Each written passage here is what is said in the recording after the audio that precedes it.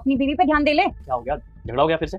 झगड़ा वगड़ा कुछ नहीं हुआ, सुबह से गायब है तेरी बीवी और तुझे कोई अता पता नहीं है। अरे रात के 10 बज रहे हैं, अभी तक नहीं आई है वो घर पे। अरे मुझे पता है कहाँ गई है वो। मतलब मुझे पता नहीं होना चाहिए? अरे इस घर में मेरी कोई इज्जत है या नहीं है? यार माँ फिर से शुरू मत हो जाओ प्लीज। अरे फिर से शुरू नहीं हो रही, लेकिन पता तो होना चाहिए कहाँ जा रही है कहाँ नहीं जा रही है। अरे मुझे पता है कहाँ गई है वो।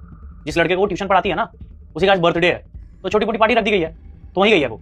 1 मिनट को फोन करता हूँ उसको। तुझे कैसे पता वो सच बोल रही है? क्या पता झूठ बोल रही हो। अरे माँ क्या नाम सुना बोले जा रही हो? बहू है वो आपकी, ऑफिस में बॉस की सुनो और यहाँ पे प्रवचन, यही चलता रहेगा।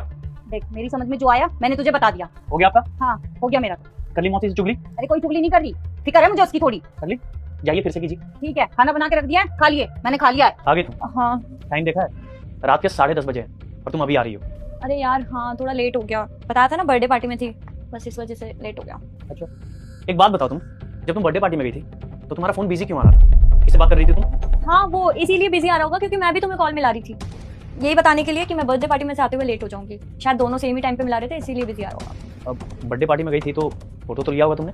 देखो अपनी मम्मी की तरह ना इतने सवाल मत करो मुझसे, बताया तो था, पर मैं ना बहुत थक गई हूँ, मैं फ्रेश होके आती हूँ, प्लीज ये बैग वहाँ पे रख देना। ये क्या कर रहे हो तुम? कुछ नहीं, वो तुम्हारा फोन देख रहा था कि इतना पुराना हो गया, सोचा नया ला के दे दूं। चेक कर रहे हो मुझ पे, है ना?